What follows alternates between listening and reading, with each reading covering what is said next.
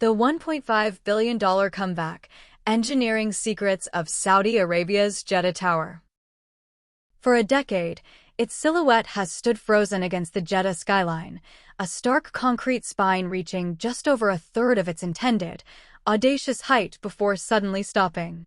It's become the world's most famous unfinished project, a symbol of both limitless ambition and the harsh realities of mega-construction. The Jeddah Tower, formerly known as Kingdom Tower, designed to be the planet's first building to pierce the 1-kilometer mark. For years, the narrative has been one of delay, financial disputes, and geological concerns. But if you look closely now, the story is shifting. Cranes are being refurbished, new contracts are being signed with global construction giants, and there's a palpable sense that this sleeping giant is being roused. This isn't just a construction restart, it's one of the most complex engineering rescue missions ever attempted.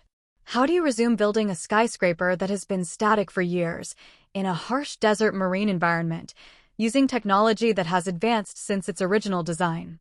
What did they discover in the ground that caused the pause, and how have engineers redesigned the very bones of the tower to make it viable?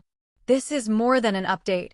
It's a forensic engineering look at the rebirth of a dream and the incredible challenges that lie between that lonely concrete core and its final, cloud-piercing apex. Let's start with the most critical element, the one that is rumored to have been at the heart of the years-long delay: the foundation. The Jeddah Tower sits on a unique and difficult site, the coastal plain of the Red Sea. The ground conditions are a complex layering of sand, weak rock, called coral and limestone, and marine deposits. When you're planning to place a structure weighing over 800,000 tons on a plot of land, with a wind load that will try to tip it over, the foundation isn't just a base, it's an anchor system that engages the very earth. Early reports and analysis from industry insiders suggest that during initial piling work, engineers encountered less favorable bearing capacity in certain zones than the original geotechnical surveys had predicted. This isn't necessarily a fault in the initial surveys. Geotechnical engineering is an interpretive science. You take borehole samples every few dozen meters, but between those boreholes, the earth can change. Faced with this data, the project couldn't simply proceed. The foundation design likely underwent a significant redesign and retrofit. This is where the real, hidden engineering work has been happening. The existing foundation, a massive 3-meter-thick concrete mat underpinned by hundreds of large-diameter board piles, some reports say 270 piles, going as deep as 110 meters, may have been strengthened. How? They could have used a technique called pier strengthening or underpinning, which involves drilling additional micropiles or jet grouting columns around and beneath the existing pile caps to transfer load to deeper, more competent strata. Jet grouting is a fascinating process. A high-pressure jet of grout is injected into the ground, simultaneously eroding the weak soil and mixing it with cementitious material to create columns of engineered, stronger soil concrete composite.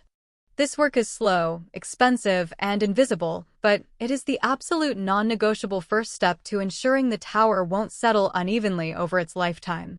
A pro tip from foundation engineers on remedial work like this: instrumentation is everything. They would have installed a network of inclinometers and settlement monitors across the entire foundation raft to measure movement in real time, down to the millimeter, during any strengthening work and for the life of the building. This data feeds back into the digital twin of the structure, validating the design assumptions. With the foundation secured, the next monumental challenge is the structure itself, and specifically, the concrete that has been exposed to the harsh Red Sea environment for years.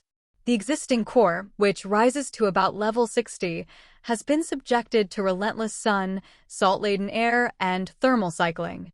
Before any new concrete can be poured atop it, engineers had to conduct a comprehensive structural health assessment. This involves coring, literally drilling out small cylindrical samples of the existing hardened concrete and testing them in a lab for compressive strength, chloride ion penetration, which causes rebar corrosion, and carbonation depth. This tells them if the concrete has achieved its design strength and if the protective cover over the steel reinforcement is still intact. Any weak or contaminated sections would need to be repaired, possibly using high-performance repair mortars or even cathodic protection systems. But the bigger structural story is the buttressed core system, the brainchild of architect Adrian Smith and the structural engineers. This is what allows a building this slender to reach such a height. Unlike the bundled tube of the Burj Khalifa, the Jeddah Tower features a central core with 3 wings or buttresses that stick out. These aren't just for aesthetics, they're integral to the wind-resisting system. As wind flows around a tall building, it can vortex shed, creating alternating forces that can make the tower sway. The unique Y-shaped plan with buttresses disrupts this vortex synchronization. Each wing presents a different face width to the wind as it changes direction, confusing the wind flow and preventing the buildup of resonant motion. The structural analysis for this is a supercomputer-level task, running computational fluid dynamics simulations to model wind from every conceivable angle. The rebar detailing in the junctions where these buttresses meet the core is some of the most congested in the world. With the foundation secured, the next monumental challenge is the structure itself, and specifically, the concrete that has been exposed to the harsh Red Sea environment for years. The existing core, which rises to about level 60, has been subjected to relentless sun, salt-laden air, and thermal cycling. Before any new concrete can be poured atop it, engineers had to conduct a comprehensive structural health assessment. This involves coring, literally drilling out small cylindrical samples of the existing hardened concrete and testing them in a lab for compressive strength, chloride ion penetration, which causes rebar corrosion, and carbonation depth. This tells them if the concrete has achieved its design strength and if the protective cover over the steel reinforcement is still intact. Any weak or contaminated sections would need to be repaired, possibly using high-performance repair mortars or even cathodic protection systems.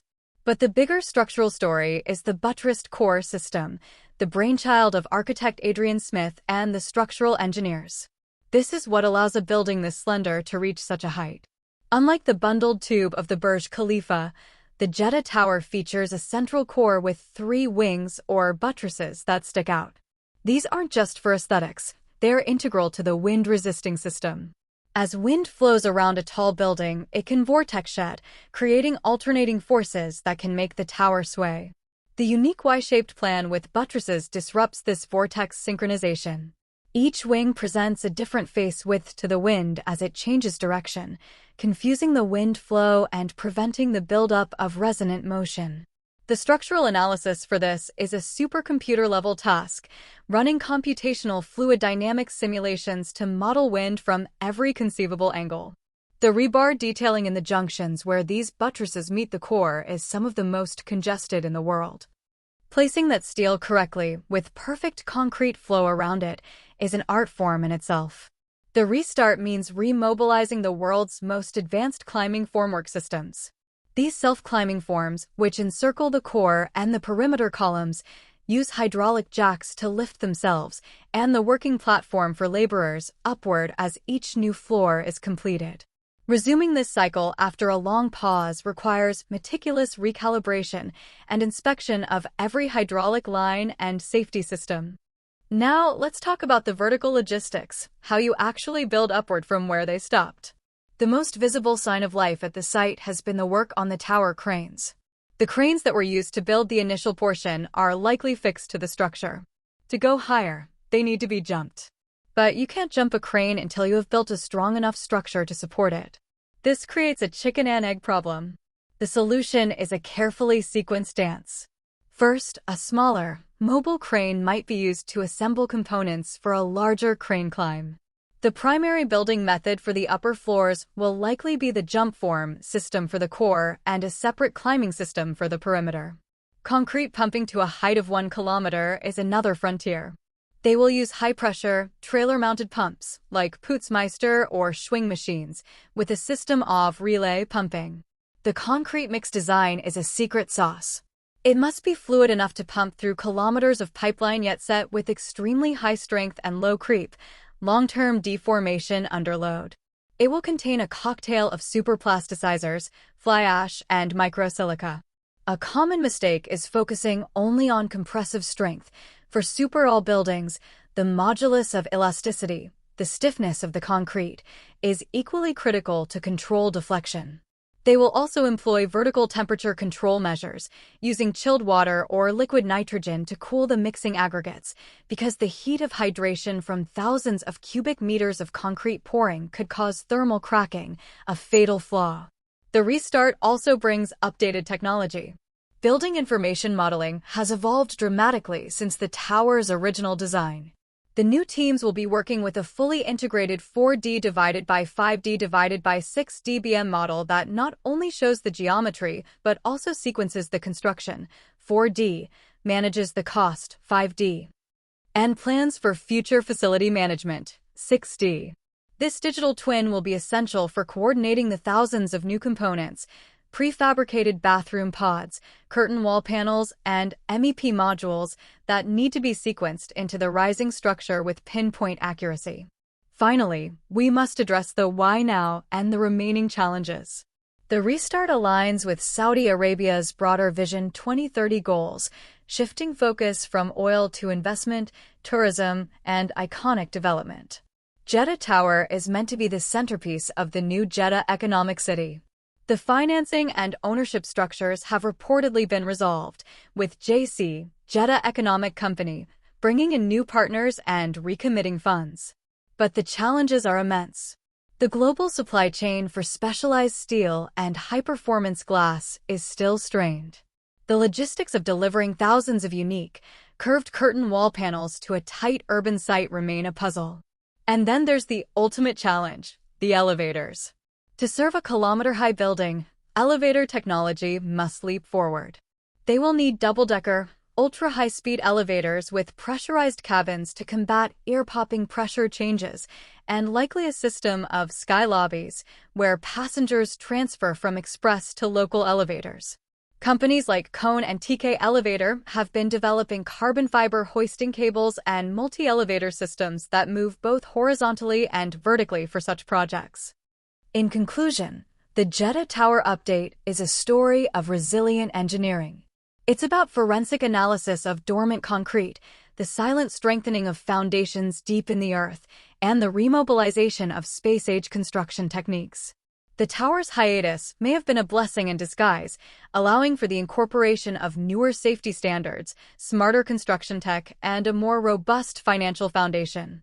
The pro insight here is that building the world's tallest structure is never a linear sprint. It's a marathon with intermittent sprints, requiring periodic reassessment and adaptation. The lessons learned from diagnosing and fixing its early challenges are as valuable as the final spire. If this tower is completed, it won't just break a height record, it will represent a triumph of long-term engineering perseverance over immediate obstacles. If you're fascinated by the race to the sky, our next video breaks down the proposed Dubai Creek Tower and its entirely different needle design. What do you think? Will Jeddah Tower claim the title by 2030? Let us know in the comments below and subscribe for more deep dives into the engineering shaping our future skyline.